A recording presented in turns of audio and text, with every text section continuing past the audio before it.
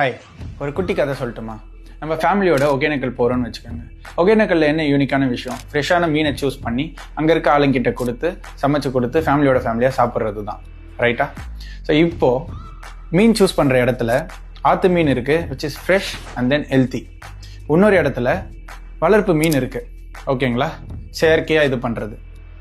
இங்கே நீங்கள் எந்த மீன் சூஸ் பண்ணுவீங்க? உங்கள் ஃபேமிலிக்காகவும் உங்களுக்காகவும் கண்டிப்பாக ஆற்று மீன் தான் சூஸ் பண்ணும். இதே தான் தேன் விஷயத்துலையும்.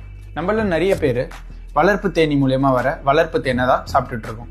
இங்கே வளர்ப்பு தேனி வளர்க்குறவங்க என்ன பண்ணுறாங்கன்னா, சீனி தண்ணி, sugar syrup and juices etcetera இதெல்லாம் போட்டு தேனை சேவ் பண்ணி அண்ட் நிறைய உற்பத்தி பண்ணுறதுக்காக இந்த மாதிரி ஒரு விஷயத்த பண்ணுறாங்க.